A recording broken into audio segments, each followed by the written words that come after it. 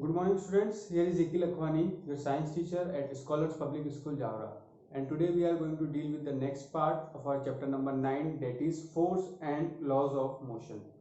आज अपन पढ़ेंगे law of conservation of momentum के बारे में. ठीक है, मोमेंटम अपन पहले ही पढ़ चुके हैं कि मोमेंटम क्या होता है. जहाँ मैंने आपको बताया था कि मोमेंटम जो होता है उसे अपन P से डिनोट करते हैं और ये होता है प्रोडक्ट होता है मास और वेलोसिटी का. ठीक है, मास और वेलोसिटी के प्रोडक्ट को अपन क्या बोलते हैं, मोमेंटम बोलते हैं. आज अपन उसका कंजर्वेशन का लॉ पढ़ेंगे. मोमेंटम कंजर्व होता है. ठीक है, तो क्या बोलता है इसका law of conservation momentum. According to law of conservation of momentum, the total momentum of a system or an object remains constant if no external unbalanced force acts on the system. ठीक है, तो law of conservation of momentum अपन को ये बताता है कि किसी भी बॉडी का या किसी भी ऑब्जेक्ट का जो टोटल मोमेंटम रहता है वो हमेशा कैसा रहता है, कंजर्व रहता है. मतलब हमेशा कैसा रहता है, कांस्टेंट रहता है. ठीक है, मतलब मोमेंटम कभी भी चेंज नहीं होता अगर अपन टोटल मोमेंटम की बात करते हैं तो. ठीक है, कब होता है ऐसा, जब उस पर कोई भी एक्सटर्नल फोर्स एक्ट नहीं करता है. जब किसी भी बॉडी या किसी भी सिस्टम पर कोई भी एक्सटर्नल फोर्स एक्ट नहीं कर रहा है तो उस केस में जो टोटल मोमेंटम होता है उस बॉडी का या उस सिस्टम का वो क्या रहता है, हमेशा कांस्टेंट रहता है. ठीक है, तो पहले अपन एक बॉडी के लिए बात करेंगे, फिर अपन पूरे सिस्टम के लिए इसे प्रूव करेंगे कि ये कैसे कंजर्व होता है. ठीक है, तो सबसे पहले अपन बॉडी की बात करते हैं. जैसे आपको पता है कि अपन ने न्यूटन का सेकंड लॉ पढ़ा था, वहां पे अपन ने एक फॉर्मूला ड्राइव किया था किसके लिए, फोर्स के लिए. फोर्स क्या होता है, F is equals to M A, ये अपन ने प्रूव किया था. ठीक है, अभी अपन एक बॉडी के लिए बात कर रहे हैं. ठीक है, तो F is equals to M A होता है. अब यहाँ पे एक्सटर्नल फोर्स की बात कर रहे हैं तो फोर्स कैसा हो जाएगा, एक्सटर्नल फोर्स हो जाएगा, F एक्सटर्नल. मास तो किसी बॉडी का हमेशा क्या रहता है, कांस्टेंट ही रहता है. और एक्सेलरेशन की वैल्यू क्या होती है, एक्सेलरेशन की वैल्यू होती है v minus U by T. ठीक है, initial final velocity minus initial velocity divide by time क्या होता है, एक्सेलरेशन. ये अपन ऑलरेडी पहले देख चुके हैं. अब देखिए इस t को मैं क्या करता हूँ, साइड चेंज कर देता हूँ. यहाँ t डिवाइड में है तो साइड चेंज करूंगा तो मल्टीप्लाई में चले जाएगा. t क्या हो गया, f external multiply by t is equal to, ये क्या हो गया, m और ब्रैकेट में आ गया v माइनस यू. इतना क्लियर है. अब इधर देखिए यहाँ पे क्या बोला है मुझे कि जो कोई भी नेट एक्सटर्नल फोर्स एक्ट नहीं कर रहा है, कोई भी net external unbalance force act नहीं कर रहा, तो एफ एक्सटर्नल की वैल्यू कितनी हो जाएगी, 0 हो जाएगी. और 0 इंटू टी करेंगे, किसी भी क्वांटिटी को अगर अपन 0 से मल्टीप्लाई करते हैं तो वो 0 ही आती है. तो यहाँ पे ये क्या हो गया, अपना 0 हो गया पूरा, है ना. इज इक्वल्स टू, अब इसको ब्रैकेट के साथ खोल देंगे तो अपन क्या मिल जाएगा, M V minus M U. ठीक है, यहाँ पे क्या लिख देंगे, because F external is equals to 0. ठीक है, अब क्या करना है, अब इसकी अपन साइड चेंज करते हैं तो क्या मिलेगा अपन को, इधर देखिए एम यू को मैं उधर पहुंचा देता हूं तो ये मिल जाएगा मेरे को एम यू. यहाँ नेगेटिव का उधर जाके क्या हो गया, पॉजिटिव का हो गया. और इधर क्या मिल गया मेरे को, एम बी. इतना क्लियर है. अब इधर देखिए ये क्या हुआ अपना, एम यू होता क्या है, momentum product of mass and velocity. तो यहाँ पे इनिशियल वेलोसिटी है. ठीक है, product of mass and initial velocity is called initial momentum, और product of mass and final velocity is called final momentum. तो initial momentum is equals to क्या आ गया, अपना फाइनल मोमेंटम. यहाँ पे अपन लिख देते हैं दैट इज, ये मैं इरेज कर देता हूँ यहाँ पे, और ये आपको साइड में लिखना है. और लास्ट में एक लाइन यहाँ पे ऐड कर देना. क्या ऐड करेंगे आप, कि दिस इंप्लाइज इनिशियल मोमेंटम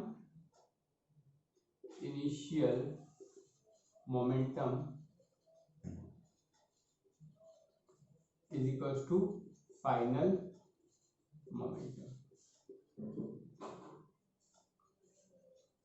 ठीक है, यही अपन को यहाँ पे बताना था. तो ये तो अपन ने सिर्फ एक बॉडी के लिए बताया. किसके लिए बताया, फॉर अ बॉडी, सिर्फ एक बॉडी के लिए.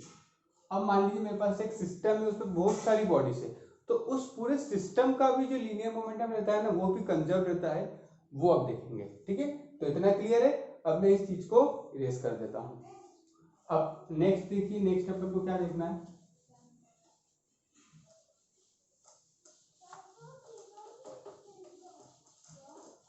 अब अपन बात करेंगे कि एक ऐसा सिस्टम है जिसमें क्या है, दो बॉडीज है, एक सिस्टम है उसमें दो बॉडीज है, और वो दोनों क्या करती है, कोलाइड करती है। कोलाइड करती है मतलब एक दूसरे से वो टकराती है, ठीक है। तो यहाँ पे अपन बताएंगे कॉलिजन बिटवीन टू बॉडीज, ठीक है। तो ये जब दो बॉडी या दो से ज्यादा बॉडी होती है तो वो क्या हो जाती है, एक पूरा अपना सिस्टम बन जाती है। अब अपन दो बॉडी के बीच में अपन कॉलिजन बता रहे हैं, और इसमें अपन लीनियर मोमेंटम, जो अपना मोमेंटम है उसको अपन क्या बताएंगे, कंजर्व बताएंगे कि कैसा होता है, ठीक है। तो अपन एक सिस्टम कंसिडर कर रहे हैं, तो अपन यहाँ लिख देंगे सबसे पहले कंसिडर, या पहले मैं आपको एक्सप्लेन कर देता हूँ कैसे करना है। यहाँ पे अपन ने क्या किया, एक बॉडी ली, ठीक है, एक बॉडी और अपन ने ली यहाँ पर, ठीक है। ये दो बॉडीज हैं, ये जो पहली बॉडी है ये क्या है, इसका जो अपने मान लेते हैं ये बॉडी है ए, ये एक बॉडी और है, ये बॉडी कौन सी है, बी, ठीक है। इसका जो मास है वो क्या है, m1 मान लेते हैं, इसका मास जो है वो क्या मान लेते हैं अपन, m2 मान लेते हैं, ठीक है। अब ये क्या कर रही है, इनिशियली मूव कर रही है, ठीक है। ये m1 जो है ये भी इसी डायरेक्शन में मूव कर रही है, और m2 है ये भी क्या कर रही है, इसी डायरेक्शन में मूव कर रही है। m1 की जो इनिशियल वेलोसिटी है वो u1 है, और m2 की जो इनिशियल वेलोसिटी है u कितनी है, u2 है, ठीक है। और यहाँ पे ऐसा दिया हुआ है कि जो u1 है ये क्या है, ग्रेटर है, किससे ग्रेटर है, u2 से। इतना क्लियर है, u1 जो है u2 से ग्रेटर है।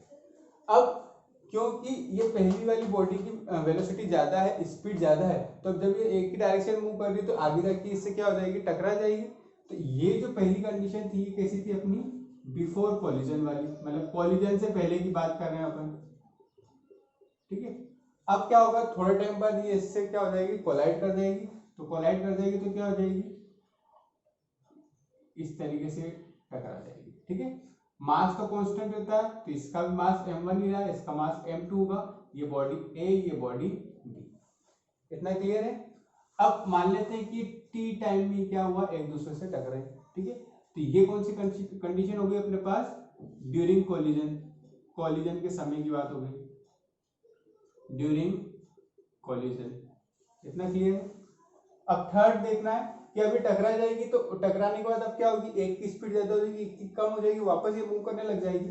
तो अब थर्ड कंडीशन में बात करते हैं कि कॉलिजन के बाद क्या हुआ, कि ये दो बॉडी वापस क्या हो गई, अलग हो गई, इसका मास m1, इसका मास m2, ये बॉडी A और ये बॉडी B, इतना क्लियर है। अब मान लेते हैं कि जो बॉडी A थी ये अब v1 वेलोसिटी से मूव करने लगी है, और ये जो है ये v2 वेलोसिटी से मूव करने लगी है, ये भी इसी डायरेक्शन में जा रही है और ये भी क्या कर रही है, इसी डायरेक्शन में मूव कर रही है। तो ये कौन सी कंडीशन होगी अपनी, आफ्टर कॉलिजन वाली, कॉलिजन के बाद वाली कंडीशन हो गई, ठीक है। सबसे पहले कॉलिजन के पहले इस तरीके से थी, टी टाइम में उन दोनों के बीच में कॉलिजन हुआ, और कॉलिजन के बाद वो इस तरीके से वो क्या करने लग गई, मूव करने लग गई, ठीक है। इतना क्लियर है। अब अपन क्या देखते हैं, सबसे पहले अपन देखते हैं बॉडी ए के लिए, है ना, फॉर बॉडी ए वाली बॉडी के लिए इनिशियल मोमेंटम क्या होगा, इनिशियल मोमेंटम, इनिशियल मोमेंटम क्या होता है, मास एंड वेलोसिटी, ठीक है। तो इनिशियल की बात करें तो इनिशियल वाले केस के लेंगे, तो बॉडी का मास m1 है और वेलोसिटी कितनी है, इनिशियल u1 है, तो हो जाएगा m1 u1, ठीक है। फाइनल मोमेंटम कितना हुआ इसका, फाइनल मोमेंटम, अब देखिए फाइनल वाले केस में ये जो ए बॉडी थी ये क्या हुआ, v1 वेलोसिटी से मूव करने लगी, ठीक है, और मास कितना है m1, तो ये कितना हो गया m1 v1, कितना क्लियर है। तो ये ए बॉडी की बात हो गई। अब फॉर बॉडी बी बॉडी की बात करें तो बी में क्या है, बी में है अपने पास इनिशियल मोमेंटम, देखेंगे सबसे पहले इनिशियल मोमेंटम, इनिशियल मोमेंटम कितना होगा इसका, इनिशियल मोमेंटम होगा इसका m1 और सॉरी m2 हो जाएगा, ये m2 u2, ठीक है। बॉडी b का मास m2 है, इसकी वेलोसिटी कितनी है u2। फाइनल मोमेंटम की बात करें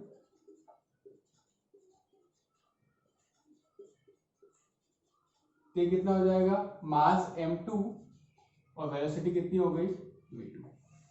इतना क्लियर है, इसमें आई थिंक कोई भी डाउट नहीं होगा। अब अपन को क्या देखना है, ठीक है। अब अपन निकालेंगे, इसके आगे मैं कर देता हूं ना, F A B. F A B का मतलब क्या है, एफ तो अपन को पता है क्या होता है, फोर्स होता है। अब यहाँ पे ए बी का मतलब क्या है, force on A due to B. अच्छा, जब ये कोलाइड करेगी, ठीक है, तो बी बॉडी जो है ए के ऊपर कुछ ना कुछ फोर्स लगाएगी, तो ए के ऊपर जितना फोर्स लगा किसकी वजह से लगा, बी की वजह से, वो अपन निकालेंगे, ठीक है। ए के ऊपर जितना फोर्स लगा, तो यहाँ पे फोर्स का फॉर्मूला क्या होता है अपने पास, अपन को पता है क्या होता है, मास इनटू एक्सेलरेशन होता है, ठीक है। और मास की जगह तो m, एक्सेलरेशन की जगह अपन क्या लिख सकते हैं, v minus U by T. इतना क्लियर है। तो अभी अपन ए बॉडी के ऊपर जो लगा उसकी बात कर रहे हैं, तो ए बॉडी की बात कर रहे हैं तो मास भी किसका लेंगे, ए वाली बॉडी का लेंगे, तो हो जाएगा अपना m1, क्योंकि ए बॉडी का मास कितना है, m1 है। अब वेलोसिटी की बात करते हैं, तो ए बॉडी की फाइनल वेलोसिटी कितनी है, ए बॉडी की फाइनल वेलोसिटी v1 है, ठीक है। ऐसे ही ए बॉडी की इनिशियल वेलोसिटी कितनी थी, u1, तो यहाँ पे हो जाएगा u1 डिवाइडेड बाय, अब देखिए टाइम तो कितना लगा, t लगा, तो यहाँ पे लिख दिया मैंने t। इतना क्लियर है। तो ये आ जाएगा अपने पास F A B is equals to m1 v1 minus m1 u1 divided by t। इतना क्लियर है। तो ये आ गया अपने पास एफ ए बी। अब अपन को क्या निकालना है, अब अपन को निकालना है सिमिलरली एफ बी ए। जब ये कोलाइड करेंगे तो बी बॉडी के ऊपर भी तो फोर्स लगेगा ए की वजह से, तो बी के ऊपर कितना लगेगा। अब अपन मास कितना लेंगे, किसका लेंगे, अब अपन मास लेंगे बी वाली बॉडी का, तो बी वाली बॉडी का मास कितना था m2, यहाँ आ जाएगा m2, ठीक है। बी वाली बॉडी की फाइनल वेलोसिटी कितनी थी v2, इनिशियल कितनी थी u2, और टाइम कितना लगा t लगा। इतना क्लियर है। तो यहां से आ जाएगा अपने पास f of B A is equals to कितना हो जाएगा, यहां से अपन को मिल जाएगा m2 v2 minus m2 u2 divided by t। इतना क्लियर है, ठीक है। अच्छा, इधर देखिए ये जो अपन ने लिखा था इनिशियल मोमेंटम फाइनल मोमेंटम, अपन को क्या बताना है कि टोटल मोमेंटम कंजर्व होता है। टोटल मोमेंटम कंजर्व होता है तो मतलब क्या हुआ, टोटल इनिशियल मोमेंटम और टोटल फाइनल मोमेंटम की जो वैल्यू आएगी वो क्या आएगी, इक्वल आएगी। तो यहाँ पे देखिए, यहाँ पे एक चीज को ऐड कर देना, यहाँ पे लिख दो total initial momentum. Total initial momentum कितना है अपना, ए बॉडी और बी बॉडी का दोनों का मिला लो, तो हो जाएगा m1 u1 plus m2 u2, ठीक है। और टोटल फाइनल मोमेंटम कितना हो जाएगा अपना, टोटल फाइनल मोमेंटम हो जाएगा m1 v1 plus m2 v2। ये इसी के नीचे लिख देना, उसके बाद यहां से कंटिन्यू करना है, ठीक है। तो यहां तक अपन ने एफ ए बी और एफ बी ए को अपन ने निकाल दिया। अब अपन इसके आगे देखते हैं, इसके आगे क्या होगा। तो यहां से मैं ये पूरा क्या कर देता हूं, लेस कर देता हूं, ठीक है। अब इधर देखिए आगे क्या होगा। अब आगे अपन को क्या करना है, अब अपन को पता है by Newton's third law of motion. Newton का थर्ड लॉ अपन ने पढ़ा है पिछले लेक्चर में। क्या देखा था वहां पे अपन ने कि जो एफ ए बी होता है ये इक्वल टू होता है माइनस ऑफ एफ बी ए के। कितना क्लियर है। तो अब यहां से अपन देखिए क्या करेंगे, एफ ए बी की वैल्यू क्या है अपने पास, m1 v1 minus m1 u1 m1u1 divided by t, ये अपने पास एफ ए बी की वैल्यू आ गई, is equals to minus of F B A कितना है m2v2 minus m2u2 divided by t। इतना क्लियर है। अब इसके आगे अपन क्या करेंगे, इसे मैं अब इरेज कर देता हूं क्योंकि इसका काम अपना हो चुका है।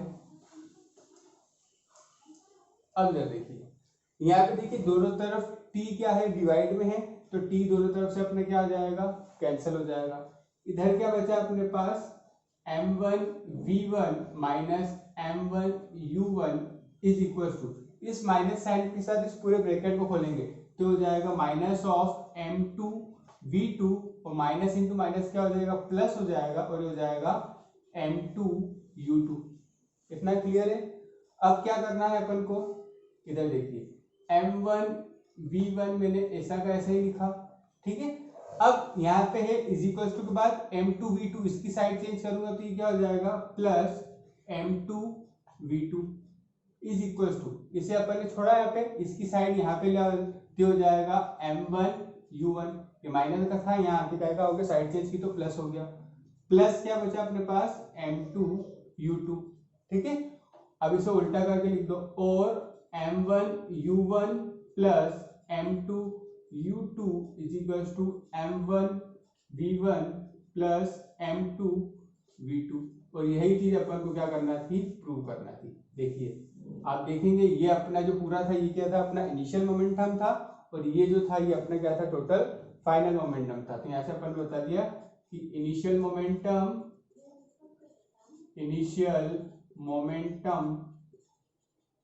Is equals to final momentum, ठीक है। तो इस तरीके से ये चीज अपन ने क्या कर दी, प्रूव कर दी। होपफुली आपको ये समझ में आ गया होगा। अब अगर इसमें आपको किसी भी पार्ट में थोड़ा सा भी डाउट आता है तो मुझे कमेंट सेक्शन में जरूर बताएं। आज के लिए इतना ही, थैंक यू।